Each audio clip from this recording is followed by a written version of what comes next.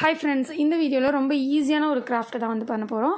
So அதுக்காக பாத்தீங்கன்னா ஒரு கார்ட்போர்ட் ஷீட் எடுத்துட்டு அதோட சைடுல ஃப்ரேம் மாதிரி ஸ்கேல் யூஸ் பண்ணி வரைஞ்சு வச்சிருக்கோம். சோ அத வந்து கட் பண்ணி எடுத்துக்கலாம்.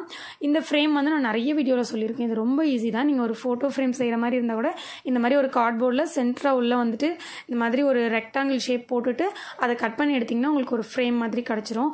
சோ நீங்க வந்துட்டு போட்டோ ஃப்ரேம்க்கு ஏதாவது ஒரு ஃப்ரேம் மாடல்ல கிராஃப்ட் பண்ண போறீங்கன்னா இது ரொம்ப ஈஸியா பண்ணிடலாம். அதே மாதிரி தான் இந்த தடவை நம்ம கட் பண்ணி எடுத்துட்டு சைடு ஃபுல்லாவே அந்த எட்ஜஸ்ல எல்லாத்துலயும் மாஸ்கிங் டேப் போட்டு கவர் பண்ணிக்கலாம். சோ இந்த மாதிரி கவர் பண்ணிக்கோங்க. இதே மாதிரி வெளி சைடும் வேணும்னா அந்த சைடும் நீங்க கவர் பண்ணிக்கலாம். அந்த கார்ட்போர்டோட ஹோல்ஸ் தெரியாம இருக்கிறதுக்காக தான் நம்ம கவர் பண்றோம். ஓகேங்களா? சோ இப்போ கவர் பண்ணதுக்கு அப்புறமா இது ஃபுல்லாவே வந்து Black கலர் பெயிண்ட் பண்ணிக்கலாம். சோ Black கலர் பெயிண்ட் பண்ணிக்கலாம். அப்படி இல்லனா Black கலர் ஷீட் இருந்துச்சுன்னா அந்த ஷீட்டை கூட நம்ம ஃப்ரேம் மாதிரி அப்படியே மடிச்சு விட்டு ஒட்டியும் விட்டுக்கலாம். சோ நாங்க வந்து பெயிண்டே பண்ணிக்கிறோம். பெயிண்ட் பண்ணி இதை அப்படியே காய வச்சிருங்க. ஃபர்ஸ்ட் நமக்கு இந்த மாதிரி ஃப்ரேம் தேவை. அதே மாதிரி இந்த ஃப்ரேமோட சைஸ்மே வந்து உங்களுக்கு பெரிய சைஸா வேணும்னா நீங்க பெரிய சைஸா கூட கட் பண்ணி எடுத்துக்கலாம். ஓகே, இப்போ இதுக்கு வந்து கலர் பண்ணியாச்சு. இதை அப்படியே நம்ம காய வச்சிடலாம். அடுத்தது கொஞ்சம் கலர் பேப்பர்ஸ்ல நம்ம சின்ன சின்ன லீவ்ஸ் வந்து ரெடி பண்ணி எடுக்க போறோம். ஒன்லி லீவ்ஸ் மட்டும் தான் தேவை இந்த கிராஃப்ட்டை பொறுத்த வரைக்கும். ஃப்ளவர்ஸ் எதுவும் வேணாம்.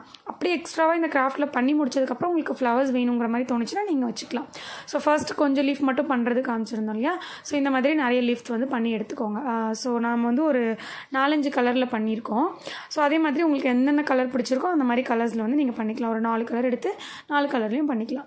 அதுக்கப்புறமா பார்த்தீங்கன்னா இந்த மாதிரி பேப்பர் ஸ்ட்ரா எடுத்திருக்கோம். ஸோ இந்த பேப்பர் ஸ்ட்ராவை எடுத்து இந்த மாதிரி கட் பண்ணிக்கோங்க.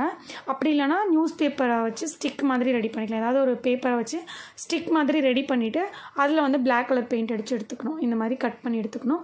ஸோ இப்போ இது எல்லாத்தையும் நம்ம என்ன பண்ண போறோம்னா இந்த லீஃபோட சேர்த்து வச்சு ஜாயிண்டாக ஒட்ட போகிறோம்.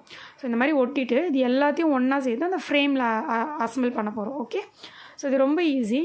எல்லாருமே ஈஸியாக பண்ணலாம். ஓகே, இப்போ பாருங்கள் எல்லாத்தையுமே நம்ம வந்து ஒட்டி எடுத்தாச்சு. இந்த மாதிரி ஒன்றுத்துலேயும் நம்ம வந்து ஒட்டி எடுத்துக்கிட்டாச்சு. அதுக்கப்புறமா பார்த்தீங்கன்னா இது எல்லாத்தையும் ஒன்றா வச்சு அசம்பிள் பண்ணணும்னு சொன்னேன் இல்லையா?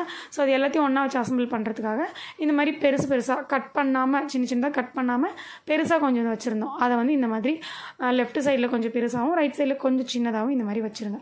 இப்போ அதில் ஒன்றா நீங்கள் ஒட்டி ஜாயின் பண்ணி எடுத்துட்டிங்கன்னா உங்களோட கிராஃப்டே ஃபினிஷ் ஆகிடும். இதை வந்துட்டு ஃபுல்லாக ஒட்டினதுக்கப்புறம் இதுக்கு மேலே உங்களுக்கு ஏதாவது குட்டி குட்டியாக ஃப்ளவர் வச்சா நல்லாயிருக்கும்னு தோணுச்சுன்னா நீங்கள் ஃப்ளவர்ஸ் வச்சுக்கலாம். இல்லைனா பட்டர்ஃப்ளை மாதிரி ஏதாவது நீங்கள் பேப்பர்லேயே கட் பண்ணி கூட ஒட்டலாம். ஸோ அவ்வளோதான். இதை வாலில் ஹேங் பண்ணியாச்சு. உங்களுக்கும் பிடிச்சிருந்தா லைக் பண்ணிவிட்டு சேனல் சப்ஸ்கிரைப் பண்ணுங்கள். Bye bye.